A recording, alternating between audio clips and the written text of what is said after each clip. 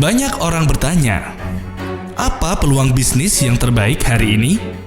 Informasi semakin mudah kita dapatkan seiring dengan era informasi saat ini.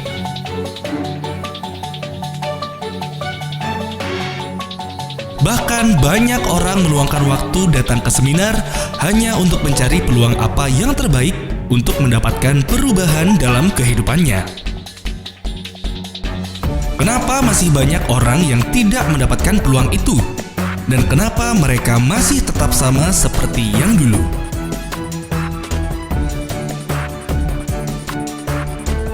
Mari kita lihat bersama dari hukum sebab dan akibat yang terjadi hingga saat ini, sehingga kita bisa mendapatkan apa yang sebenarnya peluang terbaik dalam beberapa kurun waktu ke depan. Mari kita simak berikut ini. Sebelum tahun 60-an, Indonesia adalah negara agraris di mana sektor perekonomian bertumpu pada pertanian. Pada era 60-90-an, Indonesia memasuki era industri di mana sektor ekonomi digerakkan oleh industri, munculnya semakin banyak pabrik-pabrik yang memproduksi barang jadi.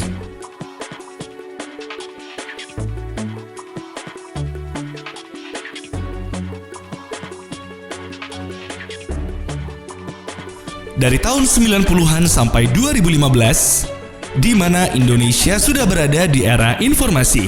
Era informasi adalah sebab dan akibat dari era industri. Barang produksi yang sudah dihasilkan tentunya untuk bisa diserap masyarakat luas dibutuhkan sistem informasi yang baik sehingga barang dapat didistribusikan secara merata. Dengan adanya industri ini, mengakibatkan manusia berinovasi dan beralih ke era informasi, teknologi digital, dan komputerisasi. Ternyata, dari dua era ini, yaitu era industri dan era informasi, berdampak pada penurunan kualitas hidup, yaitu kesehatan. Mari kita cermati yang pertama dari era industri. Pertama, makanan yang dikonsumsi. Makanan yang serba instan, fast food atau junk food, penggunaan bahan pengawet dan pewarna, dan juga zat-zat kimia lain yang berbahaya. Yang kedua, bahan baku makanan. Beras yang diklorin atau diberi pewarna putih dan sayur serba pestisida dan juga daging olahan. Yang ketiga, berasal dari lingkungan. Munculnya polusi udara dan air serta global warming atau pemanasan global. Kemudian di era informasi. Dengan berkembangnya teknologi informasi, maka dampak terbesarnya adalah faktor radiasi dan gelombang elektromagnetik.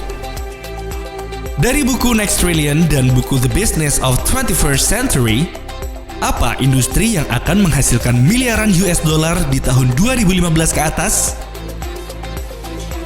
Dan industri yang akan berkembang pesat adalah wellness industri atau industri kesehatan. Bagaimana dengan Indonesia? Data resmi yang dirilis di tahun 2013, APAC Healthcare Outlook, bahwa di tahun 2012, belanja masyarakat Indonesia dari sektor kesehatan di angka 26,4 miliar US dollar atau setara dengan 348 triliun rupiah. Dan jumlah ini akan meningkat sampai tahun 2018 menjadi 60,6 miliar US dollar atau setara dengan 799 triliun rupiah dengan pertumbuhan rata-rata 14,9% per tahunnya. Ini merupakan yang terbesar ketiga di Asia setelah China dan India. Anda dapat memilih. Yang pertama, sebagai tenaga praktisi ahli medis atau dokter perawat, namun dibutuhkan biaya sekolah yang tinggi, waktu yang dibutuhkan cukup lama, dan bersiap menghadapi faktor persaingan kompetisi MEA dan AFTA. Yang kedua, sebagai retailer, membuka usaha retail di dunia kesehatan, namun membutuhkan modal investasi yang besar, stok produk, regulasi kesehatan yang tidak stabil. Yang ketiga, menjadi distributor. Berapa modalnya? Bagaimana jaringan networknya? dibutuhkan keahlian khusus, faktor perizinan dan perpajakan. Atau yang keempat, Independent Distributor Network Marketing. Tidak dibutuhkan modal besar dan sudah tersedia sistem yang lengkap untuk kantor pelayanan, stok barang, administrasi, pembayaran, sumber daya manusia, dan ditunjang dengan pendidikan yang terstruktur. Hal-hal penting yang harus dicermati adalah mereka yang membangun usaha sesuai era yang ada.